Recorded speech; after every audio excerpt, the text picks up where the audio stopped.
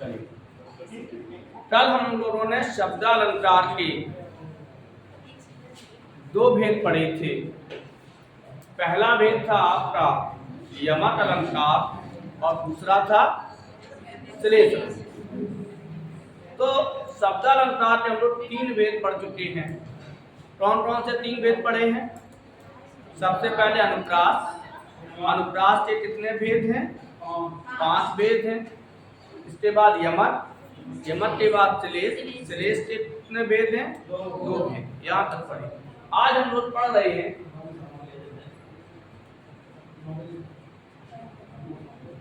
शब्दालंकार और इसका अगला भेद है हमारा पुनरोक्ति, प्रकाश, अलंकार। पुनरोक्ति का मतलब क्या है? यदि हम इस शब्द को तोड़ें,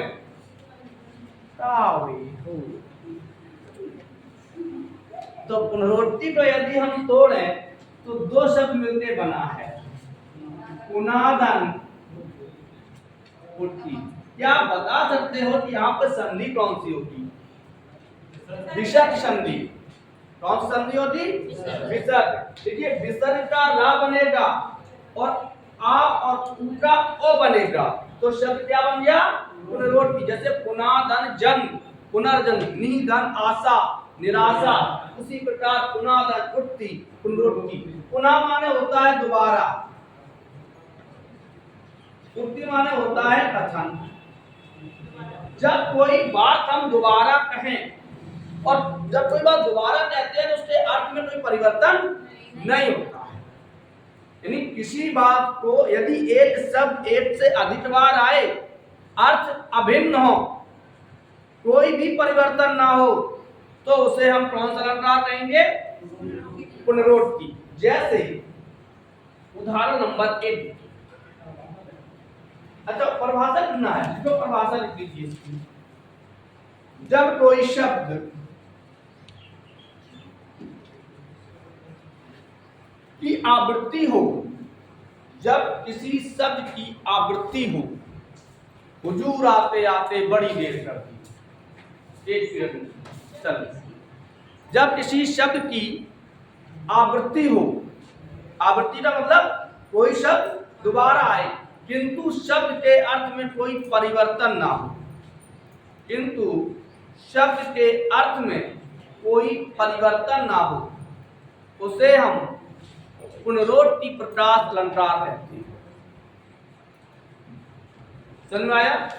जब कोई शब्द एक से अधिक बार आए या उसकी पुनरावृत्ति हो किंतु अर्थ अभिन्न हो, जितनी बार आए उतनी बार केवल वही अर्थ रहे, अर्थ ना बदले उसका, तो उसे हम पुनरोक्ति प्रकाश अलंकार कहते हैं। जैसे मधुर मधुर मेरे दीपक जल। मधुर मधुर मेरे दीपक जल। यहाँ एक शब्द की पुनरावृत्ति हुई, कौन सी? मधुर मधुर। अर्थ इसका वही होगा, मधुर मधुर, मीठे मीठे, धीरे धीरे, मंतर मंतर, मेरे दीपक जल। दूसरा उदाहरण देख लेते हैं। गांव गांव अस ओए आनंदा। गांव गांव में आनंद है। किस शब्द की पुनरावृत्ति हुई? गांव शब्द की। अर्थ वही है। अर्थ क्या है? एक घर घर में दीपक जलते हैं, घर घर में उसी के दीपक जल उठे। घर घर में उसी के दीपक जल उठे। तो यहाँ क्या घर घर का मतलब नहीं है? जहां किसी शब्द की पुनरावृत्ति हो किंतु उसके अर्थ में कोई भी परिवर्तन ना हो, उसे हम कौन सा अलंकार कहते हैं? पुनरुक्ति प्रत्याश। पुनरावृत्ति, एक ही बात को हम बार बार कहते हैं। दूसरा उदाहरण और देख लेते हैं इसका।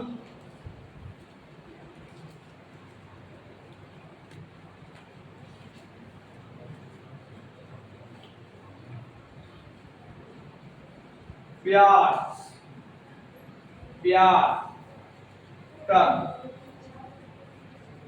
धरती का पौधा पौधा चिल्लाता है। दीर्घ ऋतु का वर्णन है। प्यास प्यास कर धरती का पौधा पौधा चिल्लाता है। दो शब्द की पुनरावृत्ति हुई, कौन कौन से? पौधा पौधा और प्यास।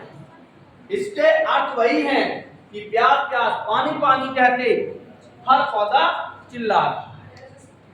तो जहां किसी शब्द की आवृत्ति हो या पुनरावृत्ति हो किंतु उसके अर्थ में कोई परिवर्तन ना हो, हर बार अर्थ वही निकले, तो उसे हम कौन सा अलंकार कहते हैं? पुनरुक्ति प्रत्याश। अगला उदाहरण देख लेते हैं।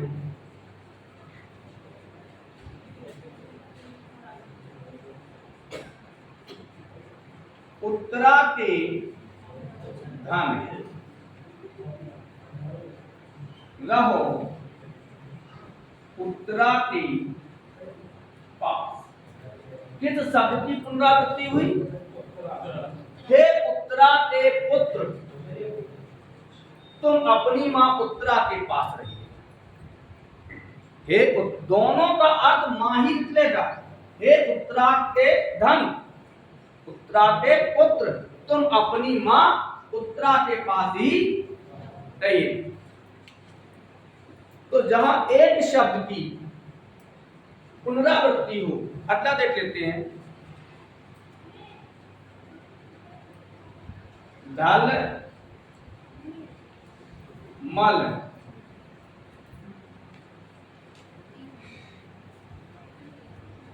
धल मल चंचल,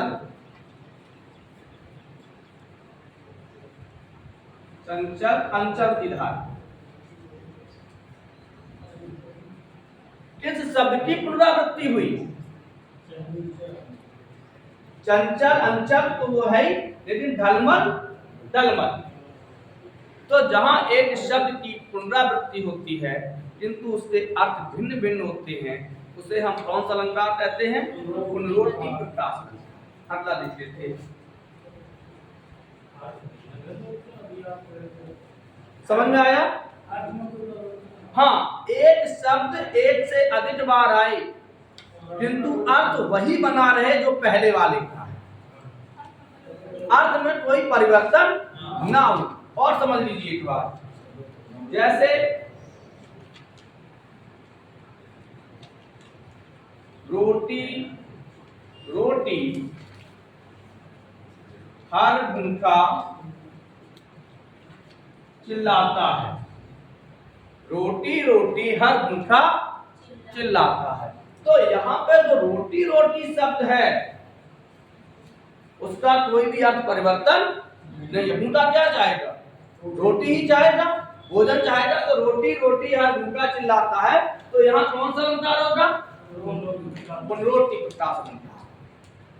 पुनरुक्ति, यमक और लाटा।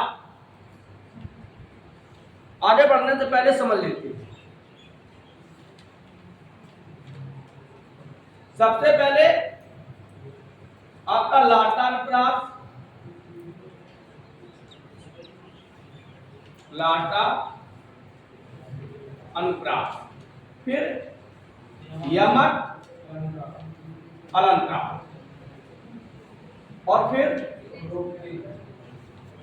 पुनरुक्ति अलंकार। तीनों में अंतर देख लेते हैं। तीनों में क्या देख लेते हैं? अंतर। जैसे लाटा अनुप्रास में है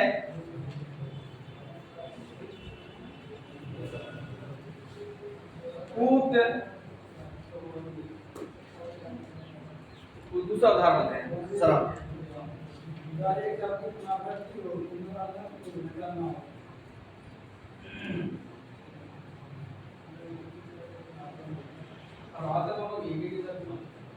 परिभाषा देखिए, लाटानुप्रास में क्या है समझ लीजिए, यहां से क्लियर समझ में आएगा। यहां शब्द की आवृत्ति होती है, शब्दों की आवृत्ति, शब्दों की आवृत्ति, शब्दों की आवृत्ति, ये तीनों चीजें इसमें कॉमन है। तीनों में क्या समानता है कि तीनों में शब्दों की आवृत्ति होती है जैसे, लेकिन यहां क्या होता है, यहां वाक्य का अर्थ बदलता है, वाक्य का अर्थ बदलता है। यहां कहने का तात्पर्य यह है कि वाक्य का भाव बदल जाएगा। ऊधम नहीं, तो जहां वाक्य का अर्थ बदलता है, जैसे हमने कहा एक छोटा सा उदाहरण, धन जीवन दो जीवन, धन हे धन, हे धन जीवन दो जीवन बरसाकर। अब यहां देख लेते हैं, यहां दोनों शब्दों में जब हम जीवन दो जीवन बरसाकर कॉमन है दोनों में, लेकिन दोनों के अर्थ अलग हो जाएंगे। शब्दों की आवृत्ति है और सरल देते हैं। एक उदाहरण और देते हैं, पहले इनको समझ लीजिए। शब्दों की आवृत्ति, वाक्य में अर्थ परिवर्तन, शब्दों की आवृत्ति किंतु शब्दों के अर्थ भिन्न, अर्थ अलग, भिन्न भिन्न। यहां वाक्य में केवल अन्वय करने पर वाक्य में परिवर्तन होगा जैसे, और यहां शब्दों में कोई परिवर्तन नहीं। सबसे पहले हम लाटानुप्रास का एक उदाहरण देख लेते हैं। जैसे अब इस जीवन में जीवन नहीं, अब इस जीवन में जीवन नहीं, जो हम जिंदगी जी रहे हैं अब ये कैसी नीरस हो गई, बेकार हो गई। तो अब इस जीवन में जीवन नहीं, यानी जो जीवन जी रहे थे अब उसमें रस नहीं है, यानी जीवन जीवन एक ही शब्द का परिवर्तन है किंतु भाव बदल जाएगा। क्या बदल जाएगा? भाव। हे धन, हे धन जीवन दो जीवन बर साकर।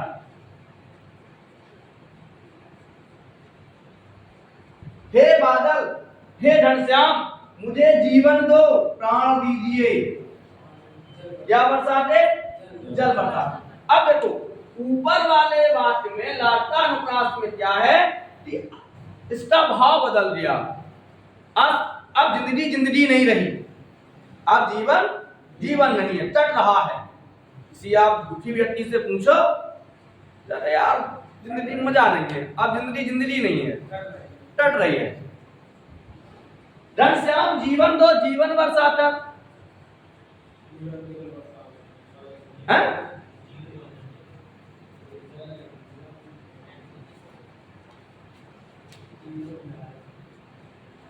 जीवन जीवन तुम्हारा ऋणी रहूंगा। तो जीवन जीवन जन्म जन्म तक हम तुम्हारे उपकार को नहीं मानेंगे। तो देखिए तीनों में शब्द क्या है? शब्दों की आवृत्ति है। पहले में भाव बदलता है, दूसरे में शब्द का अर्थ बदलता है, और तीसरे में ना भाव बदलता है ना अर्थ बदलता है। सेम हो गया। तो ये थे हमारे लाटा अनुप्रास, हेमंत अनुप्रास और पुनरुक्ति अनुप्रास में समानता और अंतर। अब समझ में आया? आगे बढ़ते हैं।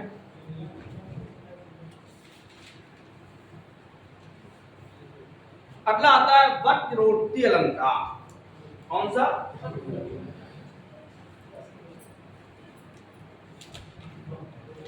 वक्रोक्ति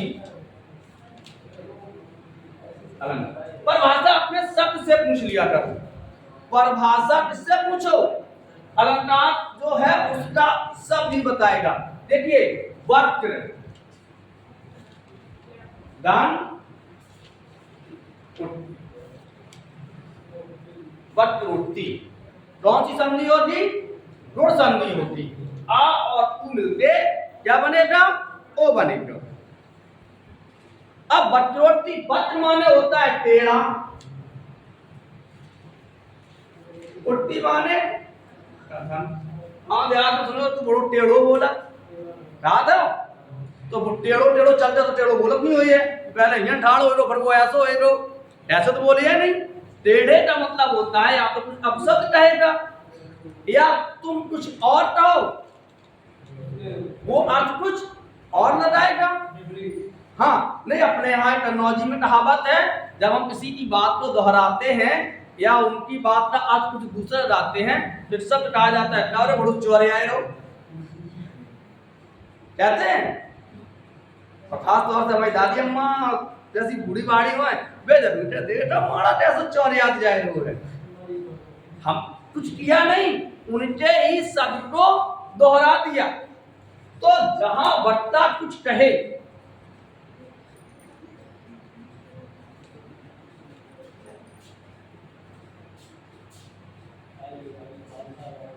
जहां वक्ता कुछ कहे, श्रोता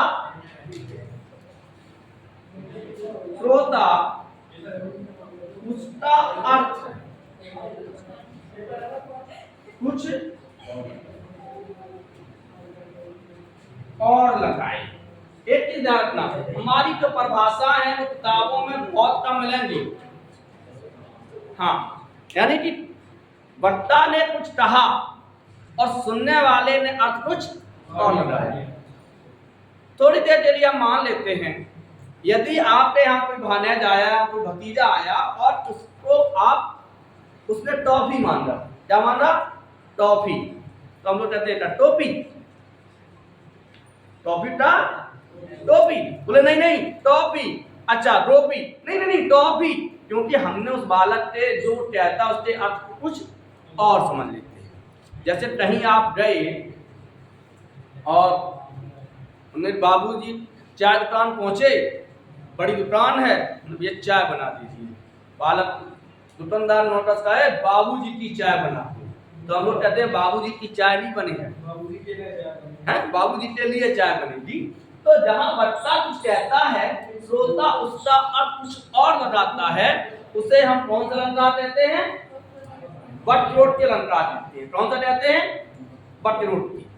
जैसे उदाहरण देते हैं,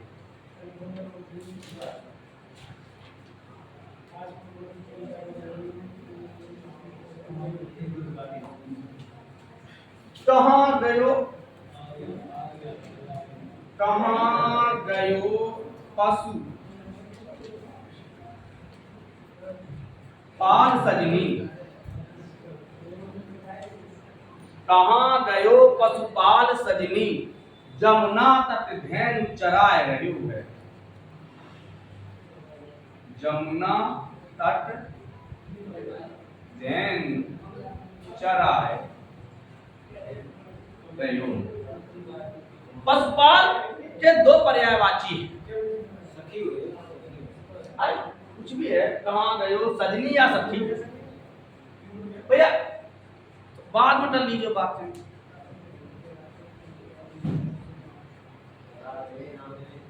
हाँ गले मिल लीजिए, कोई दिक्कत नहीं है।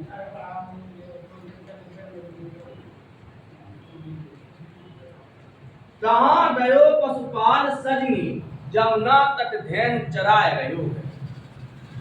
पशुपाल के दो अर्थ हैं। कितने अर्थ हैं? एक तो शिवता पर्यायवाची है और दूसरा हम कृष्ण को भी, इन गायों को चराने वाला जो होता है उसे भी पशुपाल कहते हैं। तो यहाँ पे गायों को चराने वाला, गायों को चराने वाला अर्थात पशुपाल वो भी हो गया। लेकिन अब ये भाव पे है, क्योंकि जो संवाद है वो पार्वती जी और लक्ष्मी जी के बीच है। पार्वती जी और लक्ष्मी जी के बीच है कि पार्वती जी लक्ष्मी जी से, लक्ष्मी जी पार्वती जी से मिलने पहुंची। तो शंकर जी दिखाई नहीं दिए शिव जी, तो उन्होंने विनोद में, हास में कहा, कहो सखी कहाँ गयो पशुपाल, कहाँ गयो पशुपाल सजनी, आज तुम्हारा पशुपाल। क्योंकि शंकर जी के पास, शंकर जी तो पशुओं के देवता माने जाते हैं। सिंह सवारी है, शेर है, सांप वाप, अरे शेर की ठाल पे बैठते हैं, मृगछाला, मृगछाला, मृग माने सिंह होता है। आज शब्द रूढ़ हो गया, इसलिए मृग माने हैरान हो गया। सिंह का पर्यायवाची है मृगराज। मृग का मतलब होता है पशु, मृग का मतलब होता है पशु।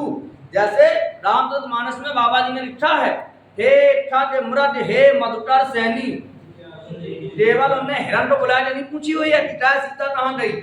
हे ठग सभी पक्षी, हे मृग सभी पशु, हे मृग सैनी। अब यहाँ पे हाँ, हे मधुकर सैनी ये आएगा।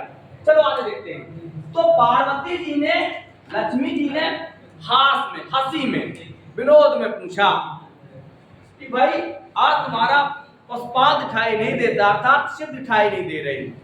तो पार्वती जी भी, अरे राजा की पुत्री थी, पढ़ी लिखी थी, हमें हिंदी से थी हाँ, तो उन्होंने भी बहुत अच्छा जवाब दिया। देखिए पढ़े लिखे की पहचान होती है, पढ़े लिखे की पहचान होती है कि पढ़ा लिखा व्यक्ति पढ़े लिखे के अनुसार ही उत्तर देता है। तो लक्ष्मी जी ने पूछा तो उन्होंने उत्तर दिया कि जमुना तट धेनु चराए रहे हो। जाएगा कहाँ? आज वो जमुना के किनारे गाय चराने चला गया। अब जमुना किनारे गाय चराने कौन जाता था? श्री कृष्ण। तो पार्वती के अर्थ में कृष्ण हुए और लक्ष्मी के अर्थ में शिव हुए। दूसरा उदाहरण दे देते हैं इन्हीं का।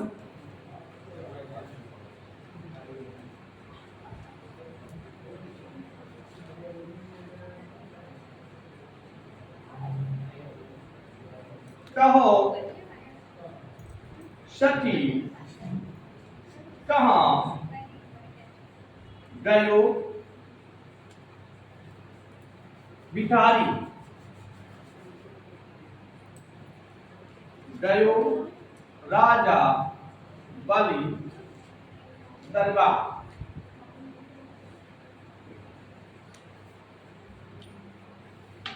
कहो सखी कहाँ गयो भिखारी। एक हमारे यहाँ लोकगीत चलता है, धन धन भोला ना तुम्हारे कौड़ी नहीं खजाने में, दीन लोट बस्ती में बसाए दे आप बसे। तो हम लोग मानते हैं कि भोले बाबा के पास कुछ भी नहीं है, क्योंकि पार्वती जी, लक्ष्मी जी ने जो भिखारी शब्द किया वो किसके लिए प्रयोग किया? शिव के लिए। किसके लिए प्रयोग किया? शिव के लिए। तो अब उन्होंने कहा कि भाई तुम्हारा भिखारी नंदन दिखाई नहीं दे रहा, कहाँ चला गया? अर्थात तुम्हारा पति शिव दिखाई नहीं दे रहे, कहाँ गए? मानन गयो बलि दरबार। लक्ष्मी जी को उत्तर मिला पार्वती जी से उसी भाषा में, कहाँ चला गया? राजा बलि दरबार। राजा बलि के दरबार में कौन मानने गए थे? लक्ष्मी के पति विष्णु जी। हाँ, आनंद है ना। कहो सखी कहाँ गयो भिखारी। उन्होंने किया तुम्हारा पति दिखाई नहीं दे रहा है, नाम ही लिया शिव, क्या कहा? भिखारी। हंसी में दोनों समान सहेलियां हैं, तो उन्होंने वैसे ही उत्तर दिया कि जाएगा कहाँ? बलि के दरबार में चला गया मानने के लिए। और बलि के दरबार में कौन गया था? बाबा नंदन बन के विष्णु भगवान रही थी। तो जहां बटरोटी बट्टा कुछ कहे, श्रोता कुछ अर्थ और लगाए, उसे बटरोटी कहेंगे। जगन्नाथ रत्नाकर का कभी अगर समय मिले तो कृष्ण गोपी संवाद, राधा कृष्ण संवाद करके जगन्नाथ रत्नाकर में उद्धव शतक में दिया गया, तो देखिए वहां देखिए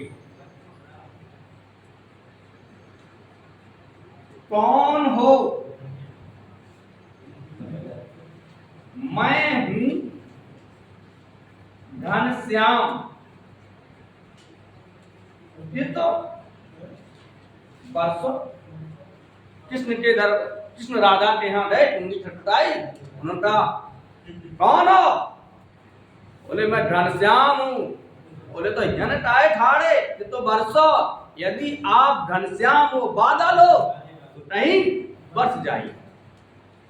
बोले नहीं नहीं प्रिय, मैं मधुसूदन हूं, मैं मधुसूदन हूं। मधुसूदन का राधा अर्थ दाती है, यदि मधुसूदन हो तो फूलन गुंजार, यदि आप हमरे हो तो फूलों पे जाओ।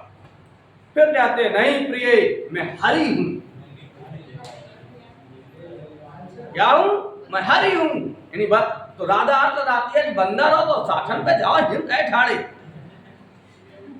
बोले नहीं प्रिय, मैं कृष्ण हूं, तो करो बिल में बसेरो। यदि तुम सर्प हो तो बिल में जाओ, कोई लाठी आठी दिए तुम सही हो जाओ। तो जहां एक बट्टा कुछ कहे, श्रोता उसका अर्थ कुछ और लगाए, उसे हम क्या कहते हैं? वक्रोक्ति।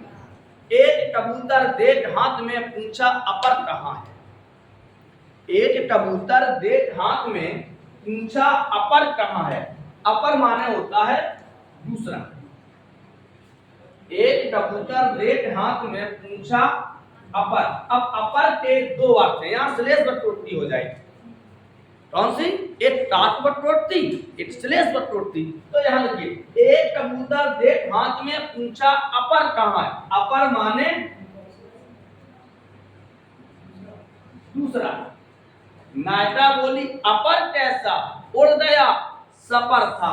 अपर का मतलब नायका ने क्या उदाहरण दिया कि वो पंचहीन नहीं था, सपर था, पंख थे उसके, उड़ गया। तो जहां वक्ता कुछ कहे, श्रोता उसका अर्थ कुछ और लगाए, उसे हम वक्रोक्ति अलंकार कहते हैं। अगला देख लेते हैं पुनरुक्तपदाभास अलंकार।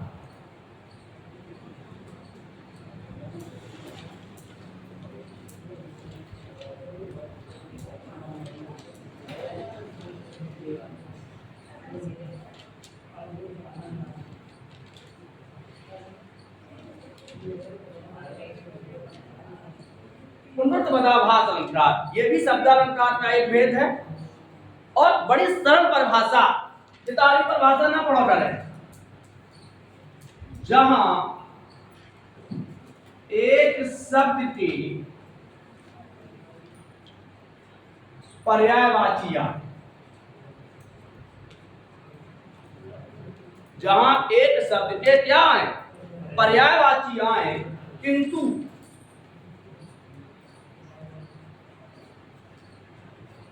अर्थ भिन्न हो। एक शब्द के क्या आ गए? पर्यायवाची आ गए, लेकिन उनके अर्थ भिन्न हो। भिन्न का मतलब क्या होता है? अलग अलग। कैसे हो? यानी जान पड़े कि ये पर्यायवाची हैं, लेकिन अर्थ उनके अलग हैं। जैसे एक उदाहरण देखते हैं,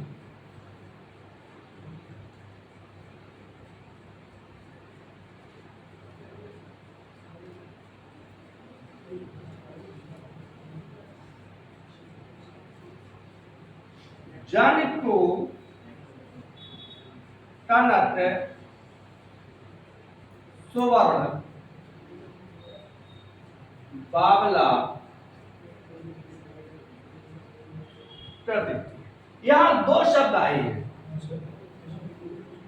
कनक और सुवर्ण। कनक माने क्या होता है? सोना, और इसका मतलब भी सोना होना चाहिए, क्योंकि सुवर्ण माने भी सोना होता है। लेकिन यहाँ पे सुवर्ण शब्द सोने के अर्थ में प्रयोग नहीं हुआ। यहाँ क्या हुआ?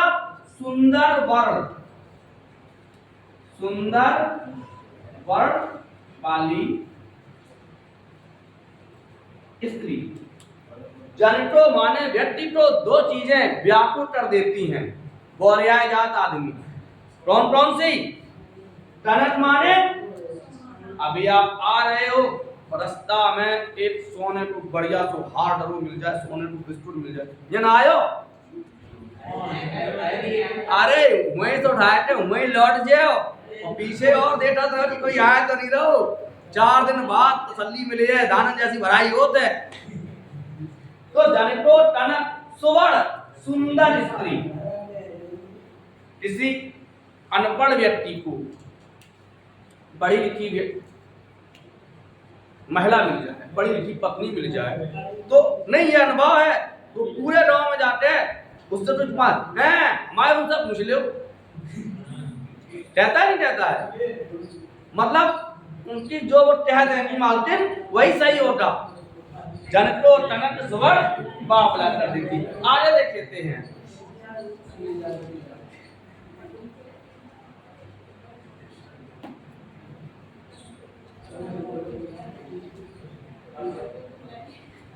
दूसरा देखते हैं। कौन फिर राम निकट सो आई, कौन फिर राम निकट सो, बात नहीं भाई।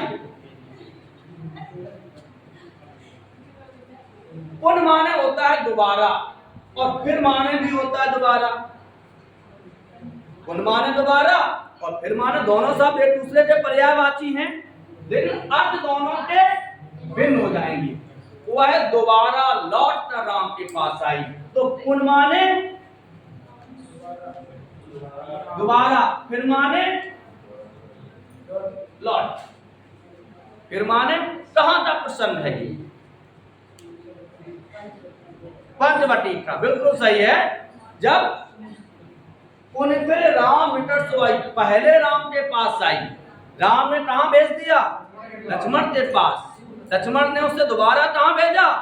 तो वहीं तुलसीदास ने लिखा है, पुन माने दोबारा, फिर माने लौट कर, वह दोबारा लौट कर राम के पास आती है। तो कौन सा अलंकार हो गया?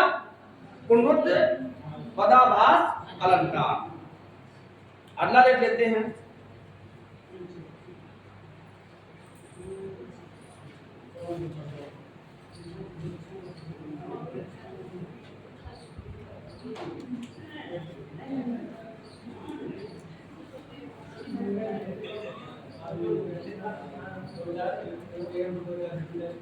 देखो नीप कदम्ब, नीप है भैया, देखो नीप कदम्ब खिला, सबका मन हरता है। नीप माने भी कदम होता है, कदम माने भी कदम होता है, नीप माने भी कदम। अब यहां पर क्या है कि देखो नीप कदम सबका मन हरता है। कदम के पर्यायवाची यदि लिखे जाएंगे तो पर्यायवाची में नीप भी होगा और कदम भी होगा। देखिए यहां पर सबका मन, खिलते क्या है? फूल। हमेशा भाव से बता दिया करो, कदम तो खिलेगा नहीं, कदम के क्या खिलेंगे? फूल। तो कदम का फूल यानी कि फूलों का गुच्छा, यहाँ पुष्प हो जाएंगे, कदम के पुष्प, और नीप माने कदम फूल। दोनों क्या? यहाँ कदम का मतलब फूलों का गुच्छा, और यहाँ कदम का, नीप का मतलब कदम। तो जहां एक शब्द के पर्यायवाची आए किंतु अर्थ भिन्न भिन्न होते हैं, उसे हम पुनरुक्त पदाभास अलंकार कहते हैं। आपका शब्दालंकार पूर्ण। अब कल से हम लोग चलेंगे अर्थालंकार। कल से कौन सा चलेंगे? अर्थालंकार। तब तक के लिए राधे।